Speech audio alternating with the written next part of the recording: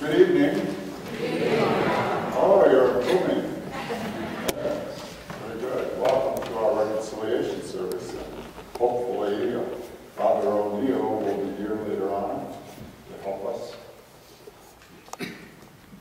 We asked ourselves some rather important questions last night. At least I think they are important questions for us to often ask ourselves and then find out where are we in relationship to God, in relationship to others, and in relationship to ourselves. And tonight, what I'd like to do is also present another question.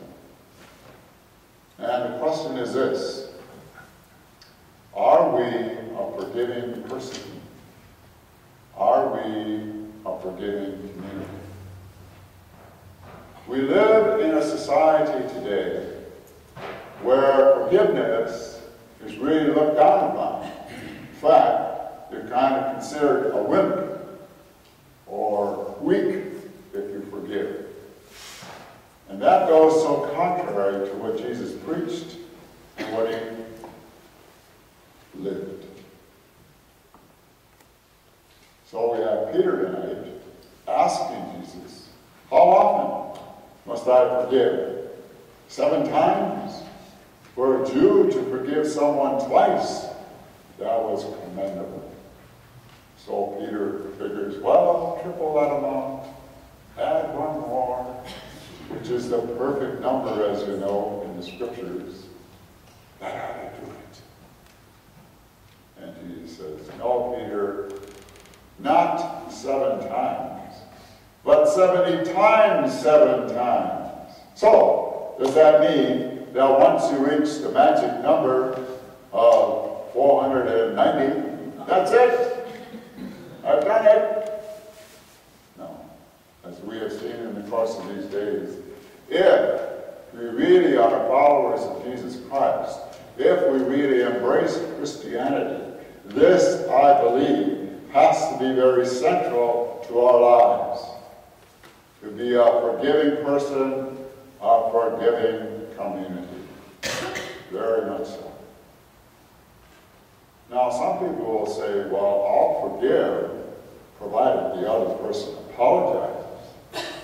Well, if that's our approach, then we don't understand the highest kind of love that I mentioned, that His Holiness Pope Benedict talks about in his encyclical on love. The highest kind of love always takes the initiative. And God did not have to create this world. But God takes the initiative. In fact, as we read there in the book of Genesis, every time that God creates, what does he say? It is...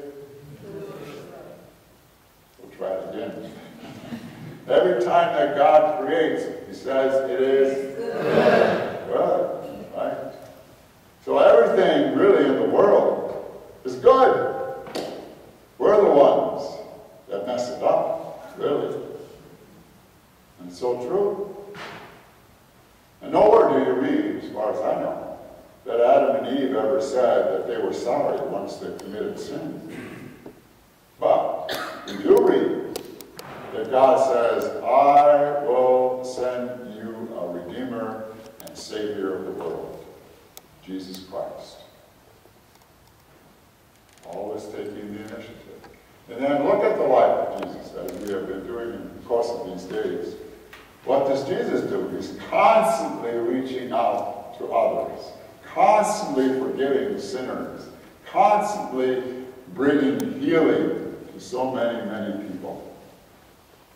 And that, as we have seen, is our responsibility, to be able to do that, to reach out.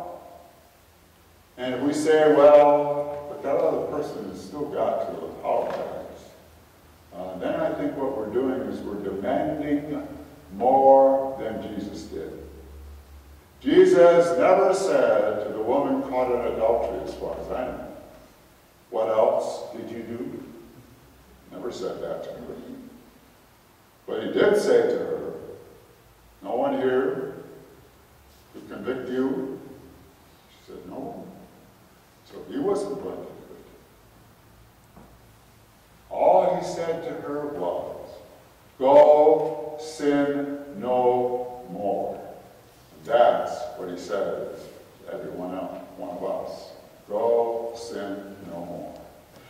remember the good thief on the cross? Where Jesus says to him, because he acknowledges who Jesus is, he says to him, "This day you shall be with me in paradise." And so often I hear individuals will say, look at that individual that led such a wicked life, and then they have a deathbed conversion. How is that possible with God? Here I lead such a good life. And all I say is, that's our God. God is so merciful, so understanding, that even at that particular moment, he could say to someone, converts, change your life. It's so true. But there are individuals who know where that resentment just builds up in them. They just can't let go. And it eats away at them almost like a cancer. Reminds me so much of the prodigal son story. Really, it should be the prodigal father story, shouldn't it? Because it's the father that's always waiting for the son to come back. In fact, he sees him at a distance, and he goes out after him. He embraces him. He kisses him. He kills a fatted calf, and everybody's celebrating except the elder son. He just could not go in. There was a teacher one time that I was explaining this beautiful story to a group of small children. And at the end of the story, she said, now all the characters in this story, whom do you feel sorry for the most? And she was hoping that one of the children would say, the elder son. Finally a hand shot up, and the child said, I feel sorry for the most, the fat calf.